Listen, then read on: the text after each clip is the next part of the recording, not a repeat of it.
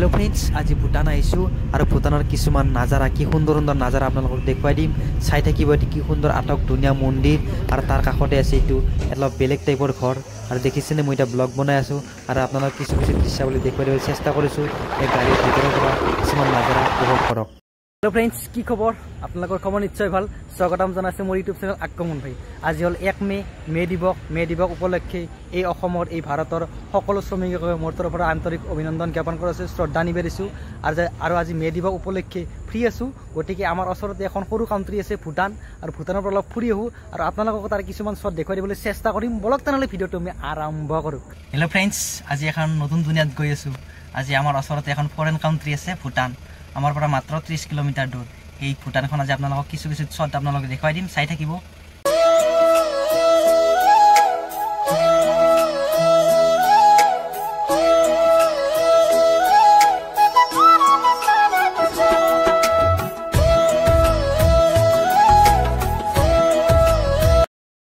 আহি পেলো দেখিছেনে ইয়াৰ ইন্দোৰ ভূটান বৰ্ডাৰ এইখন হৈছে গেট। ইয়াৰ পিছত আৰু কিছুমান আমি এটা পাছ ল'ব লাগিব। ইয়াত আমি আমাৰ ডকুমেণ্টবিলাক জমা দিব লাগিব, ডকুমেণ্টবিলাক জমা দিলে আমি যাব পাৰিম। আৰু এতিয়া প্ৰজেক্টৰ বনাই আছে, কিবা বিৰাট বৃহত্তৰ এটা প্ৰজেক্টৰ বনাই আছে দেখিছেনে। ভূটানক আহি ভূটানৰ নাজাৰা দেখা পাই, ভূটানৰ পৰিৱেশ দেখা পাই একদম আপ্লুত হৈ পৰিছোঁ। আৰু ইয়াৰ অক্সিজেনবিলাক ফ্ৰেছ অক্সিজেন গ্ৰহণ কৰিব পাৰিছোঁ। ইয়াৰ অক্সিজেনটো লৈয়ে কিবা এটা ভাল লাগিছে দেখিছেনে। আৰু এইখন ভূটানৰ গেট, আপোনাৰ ভিতৰ ভাগৰ গেট দেখিছেনে কি সুন্দৰ গেটখনত ইয়াত সকলোৱে ফটো উঠিছে কাবাই।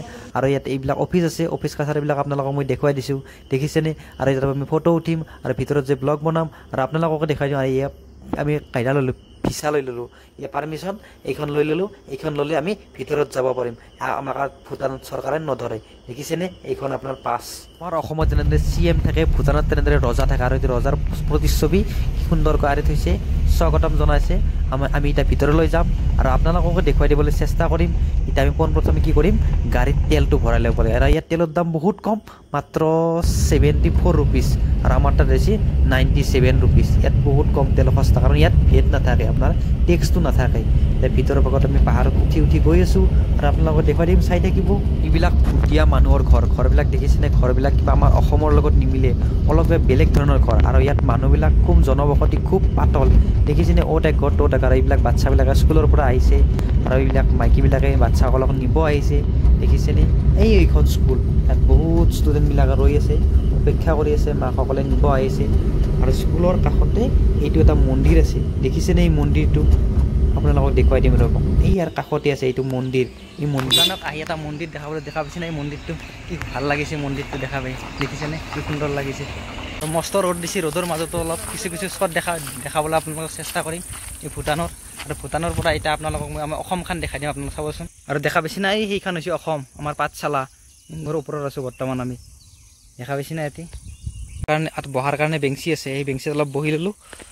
ভূটানক আহি যদি নবহোঁ কেনেকৈ হ'ব কথাটো। এই বেঞ্চিখনত বহিলেও অলপমান দেখা পাইছে না, এখন বেঞ্চি। আৰু এতিয়া আপোনাৰ বুদ্ধ মন্দিৰ এটা আছে এই ভূটানত। বুদ্ধ মন্দিৰটো আপোনালোকক দেখাম। বুদ্ধ মন্দিৰ দেখা পাইছে না, কিন্তু ভিতৰত পাৰ্মিশ্যনটো নিষেধ আছে। মই যাব খুজিছিলোঁ কিন্তু যাব নিদিলে।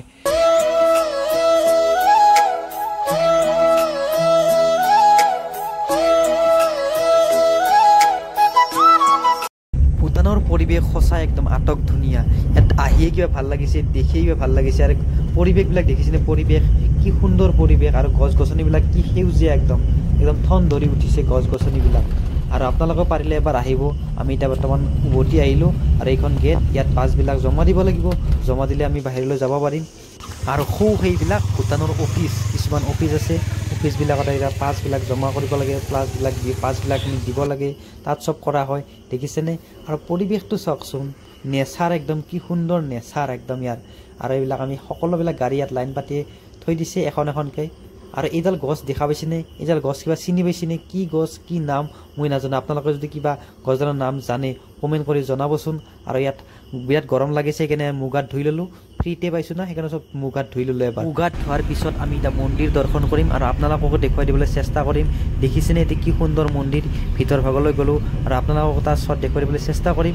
আৰু মন্দিৰৰ কাষতে কিছুমান দোকান আছে দেখিছেনে, এইবিলাক দোকান আছে। আৰু দোকানতবিলাকে ৱাইন আছে, ৱাইন মানে আপোনালোকে গম পায় ইয়াত ৱাইনৰ দাম বহুত কম আৰু পেট্ৰলৰ দাম বহুত কম। এতিয়া আমি উভতি আহিলোঁ আৰু বাহিৰৰ এটা চাপ আপোনালোকক দেখাই দিলোঁ ভূটানত লাইফত ফাৰ্ষ্ট আহিছোঁ আৰু আহিয়েই কিবা এটা আন্তৰিক ভাল লাগিছে মনৰ পৰাই ভাল লাগিছে ভিডিঅ'টো চাই কিবা এটা ভাল লাগে তেনে লাইক কমেণ্ট শ্বেয়াৰ আৰু ছাবস্ক্ৰাইব কৰিব পুনৰ এটা নতুন ভিডিঅ'ত লগ পাম আজিলৈ সামৰিছোঁ বাই বাই লাভ ইউ